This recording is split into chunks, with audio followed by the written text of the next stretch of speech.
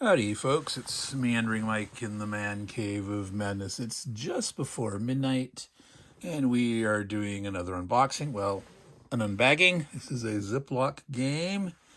It's from Conflict Simulations Limited, also known as CSR. This just came out. It is the third in the World Undone series, 1914 Serbia. Now, I was hoping or expecting that this image here would have been the full cover of the game. Normally they've done that in the past. It's sort of disappointing that they just used this image on the player's manual, which is the rulebook. Not sure why they call it the player's manual, but they did. So, yeah, publishers, do a proper cover, even if it's a Ziploc game. Looks nicer, markets better. Yeah. Okay, so let's go ahead and open this up. Yeah, another one of my pet peeves about Ziploc games is, see that? You can't get it out without slightly bending it. So take out the things that are a little less wide. Let's see, there's appears to be counter sheets back there. All right, that's counter sheets in a baggie. And now we're left with the rulebook, the map.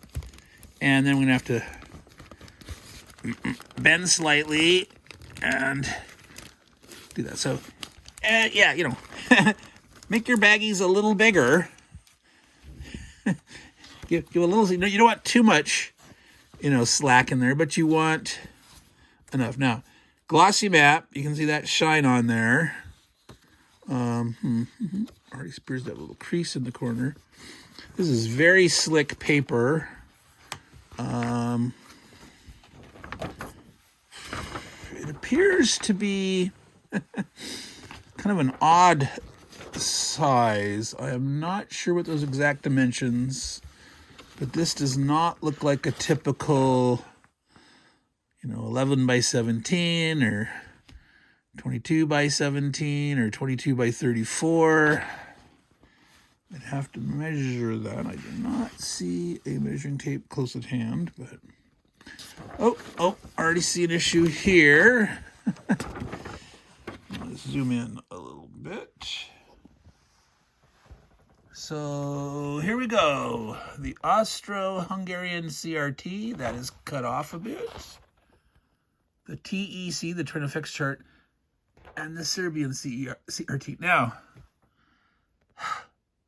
why put the acronym there when you have plenty of room to fit in the label? Train Effects chart. I mean, you can put in parentheses after TEC and, utilize your acronym for when you're taking a shortcut in the rules and stuff, but there's plenty of room to label combat results table or train effects chart.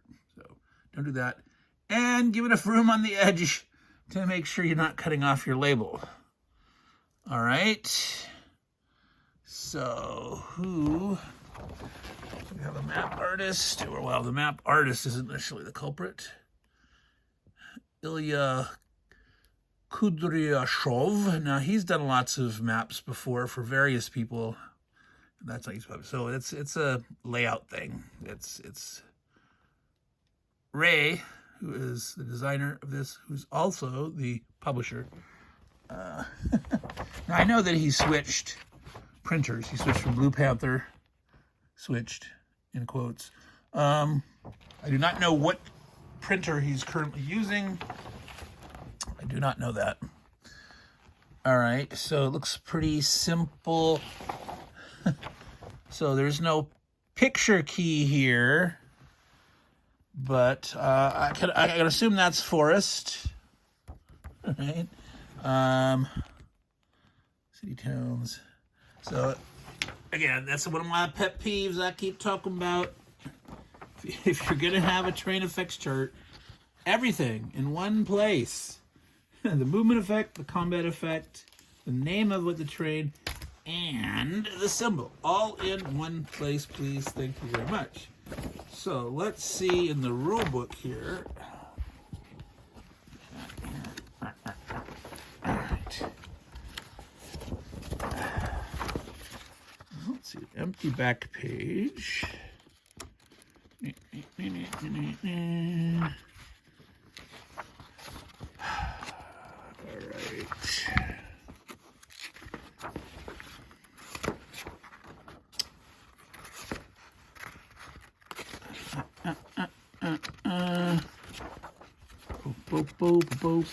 So, fail. Fail, complete fail. There is no terrain key. It's not in the rule book. It's not on the map. Oh, I'm sorry. Let me rephrase that. There is. It's way over here, sideways. I did not see it because it's tiny. Why are those so tiny? Why is it sideways? All right. Yeah. I should stop griping too much. This could be done better, but we'll let that go for now. We have the terrain key. It'd be nice if it wasn't sideways. If the pictures were, bigger. Maybe the same size as what's the hex is on the map. It doesn't have to be that size, but at least that font would be bigger, because in my aging eyes, it's a little harder to read that stuff, especially when it's sideways. So let's go look at the other map. There are two maps. Two mints in one. All right. Now, I'm not sure how well this glossy paper, if I fold it back and crease it, if it's going to start to wear, because sometimes you get that kind of paper fatigue, I guess you'd call it. All right, I'm assuming these are like setup zones or something.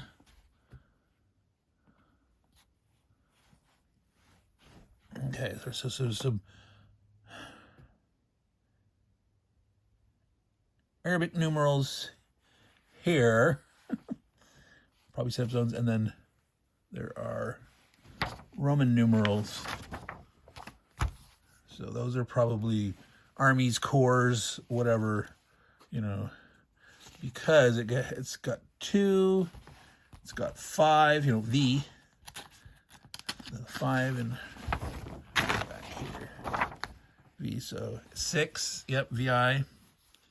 So I'm assuming these are setup zones.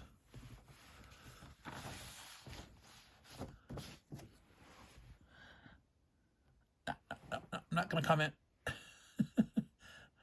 Say, might have been nicer to do it slightly differently. Maybe have a small dotted line around this area, label it somewhere first, second core, fifth core, instead of putting the symbol in every single square. This yellowish color here isn't as intrusive, but this all over here, that sort of like, it disturbs my immersion, man.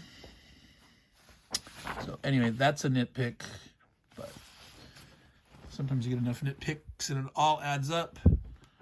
All right, so it looks like there's about enough overlap that full hex on this map overlaps that partial one there and leaves a little bit to overlap there. So yeah, you can line these up perfectly and overlay them, and that's good. Oh yeah, see, look, it looks like it's getting some paper fatigue there. So I better not open and close too often here, or you're gonna get that little telltale hole through the very center. All right, so that's the maps. It's functional. It's a little more glossy than I like, but I'm not sure. Let me turn on this little side light here. All right, so I am seeing a little more glare there. I'm just trying to think about, like, filming a playthrough. So I usually like matte paper maps better if they lie flat without using plexiglass. That's sort of best for me. A lot of people always use plexi no matter what. All right, rulebook color. Let's not super glossy, certainly not as glossy as the map. So page 1 through 14, so not counting the front cover that has a table of contents. Go back to this, 14 pages of rules.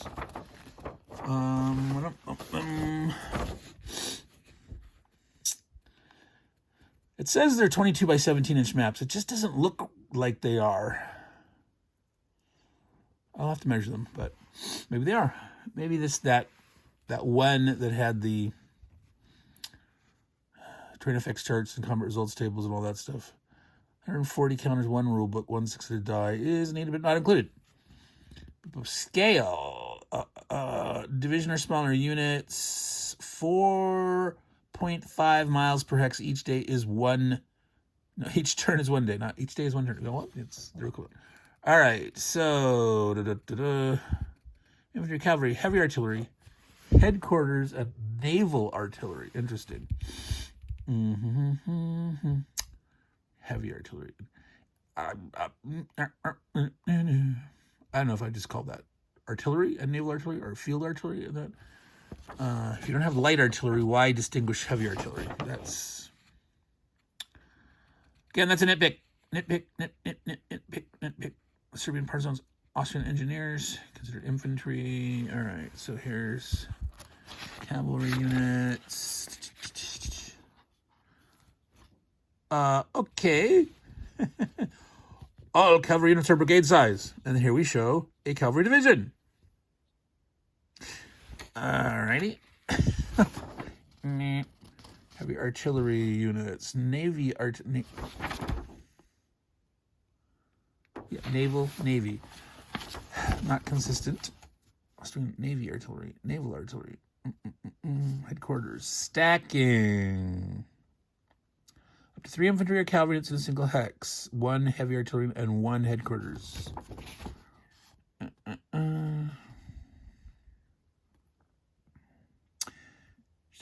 At the end of the movement phase. So you can move through, blah, blah, blah, blah. You can retreat.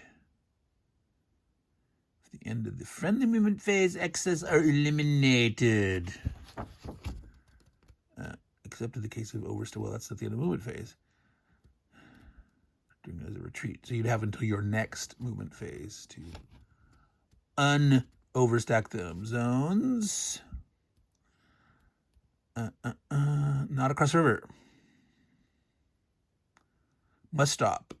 If you begin, you may freely exit. However, you may not move from one to another unless occupied by friendly units. So you can penetrate gaps, go zone to zone if you've already got a unit in the gap. And you can keep stuffing more and oozing forward. Unit that retreats in an enemy's under control, not occupied by friendly unit is eliminated. All right, that's pretty standard. All right, line of supply.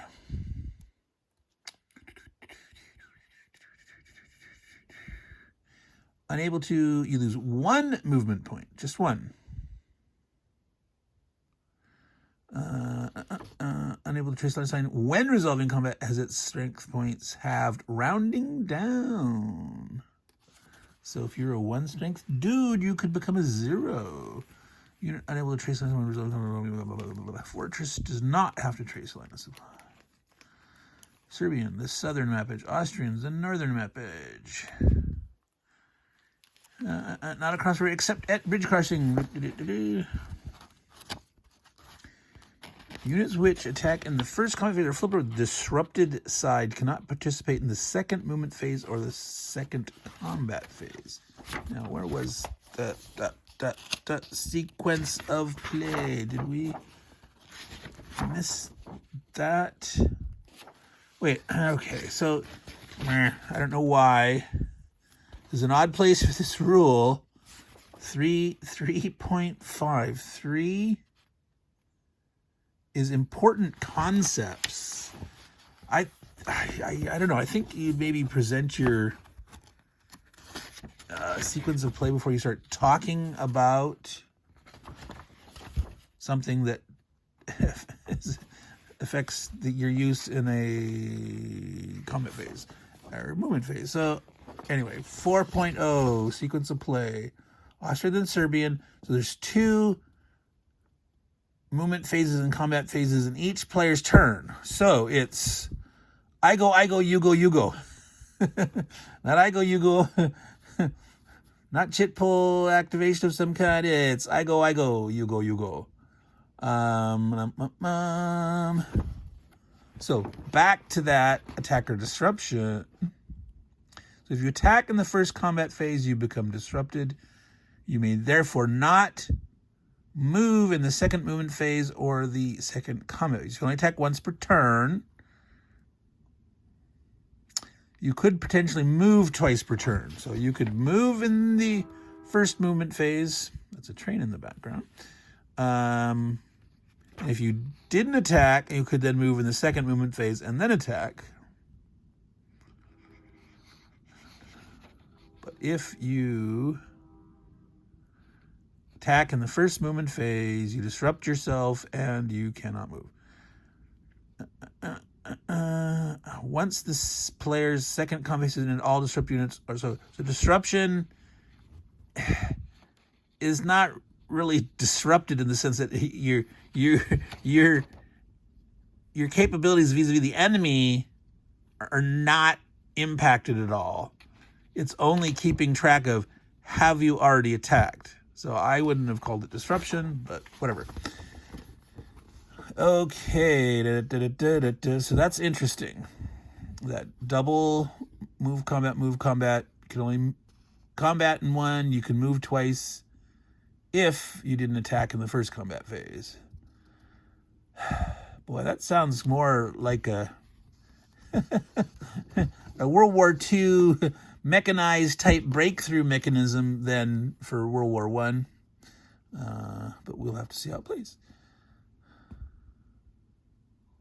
Supposedly this system was based on the SPI game, the Marne, which I have not actually played, so I don't know how close it holds to that and if that was the thing there. So in an early World War I, 1914 kind of stuff, a little more fluid, yeah, I could see that. But this system would not be appropriate in my mind really for later war, trench warfare, etc. I don't know. Reserve movement.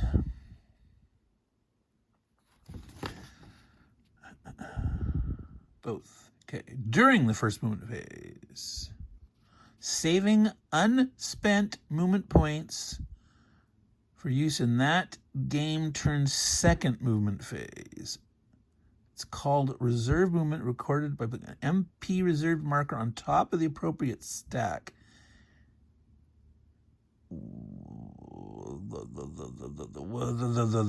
You're putting a marker saying you have, but how do you record how many?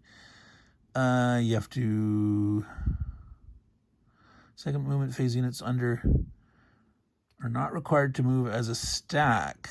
They move separately. Well, obviously each unit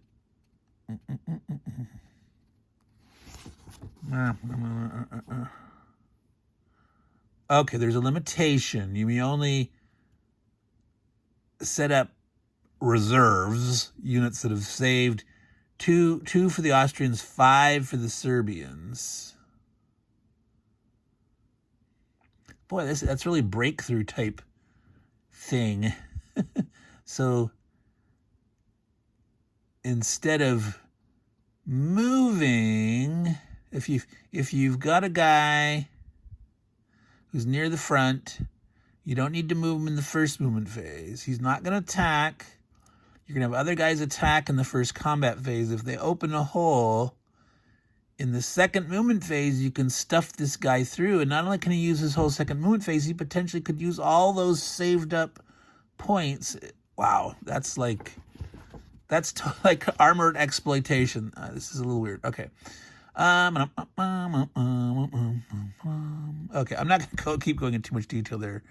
Rail movement, 1 point to entrain. Additional 1 to move an unlimited distance along the railway. Uncut, controlled by friendly units. And at 1 movement point to detrain. Any unit may remain entrained. The unit may not entrain, use, remove, or detrain in a zone of control. Austrians may entrain only 1 per turn, Serbians 2. Anytime the Austrians may have a max of 3. And so they could keep a bunch of guys entrained, but they can only untrain 1 a turn. That's odd.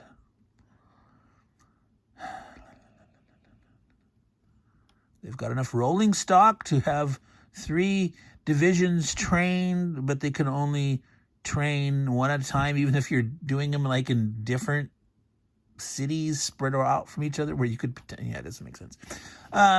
Keep going. Cutting optional rule. May not cut a repair line, although see optional rule placeholder. Force march rules. Austrian off-map rail movement. Reinforcements, first movement phase, must expend the appropriate movement for the first text entered, blah, blah, blah, blah, blah. Combat phases.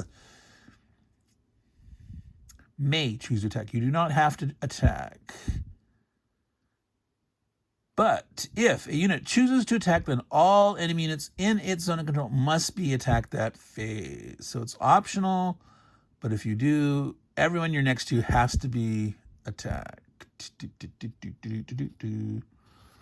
All right. You can't. Defenders defend unitarily. The attackers could attack different hexes if you got 2 or 3 guys stacked up. Combat supply, die roll modifiers. See terrain effects chart on the map. Forest or swamp in the defending hex adds +1 or +2. River hex sides. Attacker limited attack retreat exchanges. Defender limited retreat after combat. Advance. Any and or all victorious infantry or cavalry units may advance. And into the hex retreated through. They may advance more than 1 hex. Both attacking and defending units may advance. So just victorious units. So if attacker retreat, the defender can advance. Defender retreat, attacker can advance. Defending units may not advance across river hex sides. Interesting. So if you're attacking a defender across a river and the attacker retreats, the defender cannot advance after combat.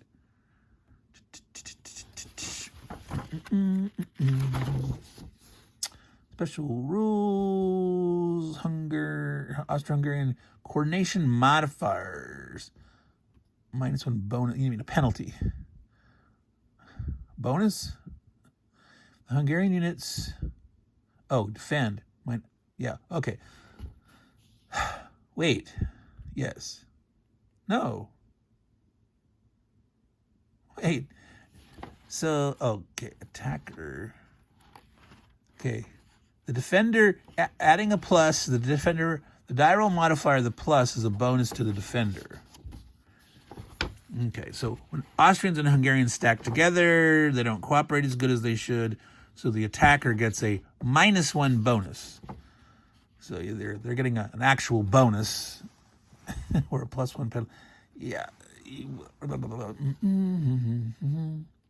can always turn your combat results table upside down, and then, penalties could be negative and bonuses could be positive. But whatever. Withdrawals. Air units. There actually are air units in the Serbian front in 1914. 2 Austrian, Hungarian air units, 1 Serbian. +1 strength point to the attacking or defending stack unit.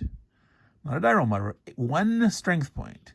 So not necessarily very useful in attack. It could be the 1 point you need, but on the defense, that could cut down the multiple Serbian partisans, Austrian engineers. Oh, they can actually build a bridge. Bridges in combat. The Belgrade Feint. So some special rule there. Little chrome. Victory points. Controlling towns and cities. VP are printed on the map. And eliminated units. 1 point per strength point. If one player's VP is 3 times or more, significant victory, 2 times or more, minor victory. Otherwise, it is a draw. You have to get at least double the other player's victory points to get a minor victory. That seems rough. All the way up to 1 point less than twice the other guy on either side. All that's considered a draw. That sounds very drawish.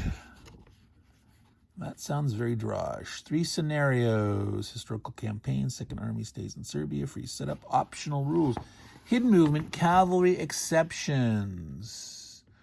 Blah, blah, blah. Cavalry retreat before combat. That's an optional rule. Cavalry hex control. Forced march. Increase movement allowance by 1.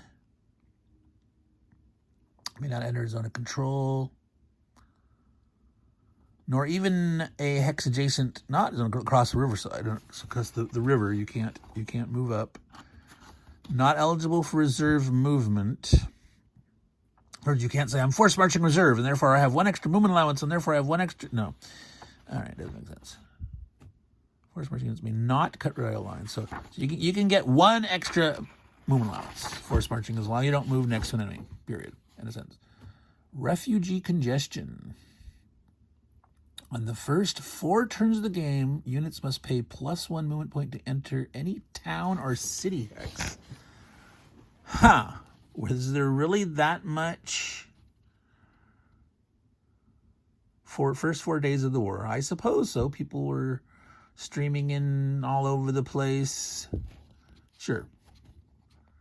Replacements, cutting room from airlines, variable Austrian withdrawals, designer notes. All right, so one thing to note there, they're under playtesters, Rob Morrison and Christopher Prest. Christopher Prest is Nanguea, his channel. He does lots of World War I content, mostly focusing on Der Weltkrieg, but lots of other stuff too. And he does a variety of other things, various crafting things and ancient miniatures and things like that. So check out Nanguea on YouTube. He's talked to me a little bit about his experience playtesting this game and how some of his suggestions weren't taken by the designer / publisher. But, you never know. Now, I'm hoping that there was actually more playtesters, but I know that Chris pestered Ray to say, hey, man, yeah, I didn't see us on the... There was a pre-release copy, and he saw like, wait, where's our credit, dude? All right, so that's the map. Boy, we're 28 minutes. I was sort of like digging more into the rules than I normally do. All right, I'm already seeing an issue with these counters. All right, so they appear to be, whoa, falling out. There's one. Oh. Look at that corner. We've got registration problems. I can see the 20. It's a 20 and a red thing, but it's like it's getting cut off. All right, so these look okay. They're glossy. They look okay here. They're rounded. They've got like 1 side nib, but that should trim off relatively easy. But I don't know if you can see that. You see that ridge all around? It's like it got embossed. It got, when die cutting these, it got mushed. I don't know. It's like it cut through and then it just keep pressing real hard, like too much pressure or something. I don't know. And so when you look, see if I can, This other counter sheet. You know, look at all those. Yeah, see, these are off, obviously. They're close to the side. Okay, these yellowish ones don't look too bad. But they're too far to the left here. Farther to the left they should be. Nothing is cutting off there. Okay, so a lot of these are okay. I can see them fine. But yeah, these few up here that are, I'm not sure that stands for reserve or reinforcement or replacement or what.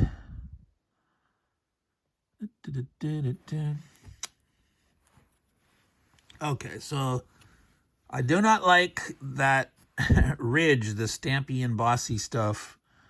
It doesn't really matter. These backs are like, when you if you attack in the first movement, the first combat phase, you are disrupted. You can't do attack or move in the second, but at the end of your second combat phase, you flip yourself back. So that doesn't really mean much.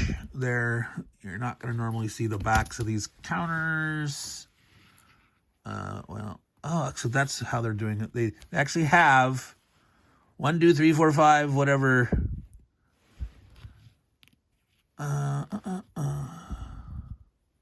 So whoa. So there's one green marker.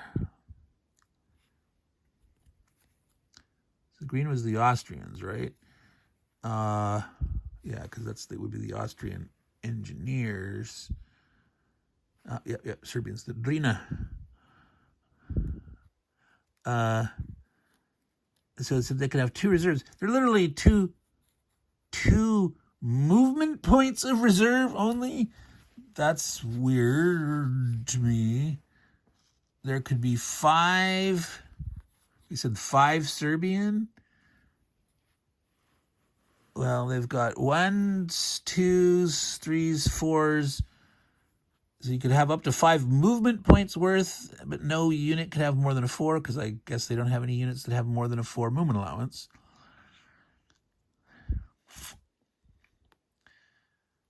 But yeah, see, if it's unused movement point reserves, they got it. They got a cavalry that has 3. So it's weirdly written, really weirdly stated, that reserve movement rule. Where was that?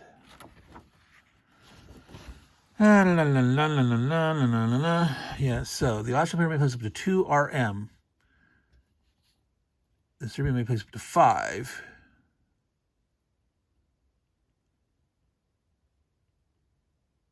Oh, wait, God, this is bizarre.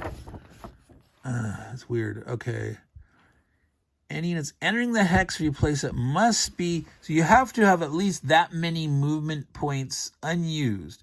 So potentially you could have up to 3 units in a hex under the reserve movement point marker. As long as, but if you moved one guy in there and placed the marker, let's say you placed a two movement point marker, you couldn't move a guy in there that only had 1 movement point left, or could move a guy that wouldn't have any, because everyone in there has to have at least that many or more. It's kind of weird. All right. That'll take some looking at and getting used to, but honestly, it seems like a mechanism for like mech exploitation, not a World War I type reserve. But we will see. So, I think we're going to call it quits there, folks. Meandering Mike in the Man Cave of Madness. The counters aren't as disastrous as I first thought when I saw them, and like, oh my, they are falling out. We do have... that one does not want to stay in there. You're not seeing my problem here, but I'm fighting with the one counter. He's fallen out and he doesn't want to go back in. So again, 1914 Serbia, The World Undone. This is from Conflict Simulations Limited, just came out.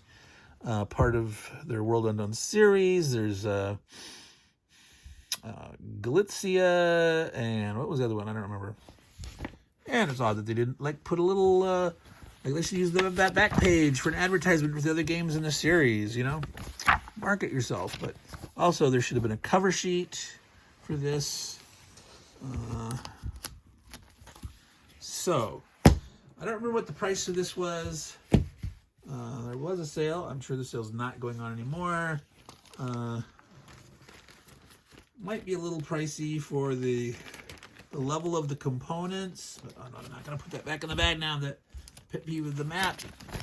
Not going to have to slightly bend. Maybe I'll find a slightly bigger Ziploc to put that in. But if you like World War I games, well, maybe this is for you. If you like the Serbian front, you want to game that out, give it a try. You know, I don't know, maybe you wait or you pester the publisher and say, hey, when are you going to put a cover sheet on there before you sell these or whatever? I don't know. So let's call that quit. Meandering Mike, Man Cave of Menace. It's now after midnight. And all you good folks out there, take care and ciao.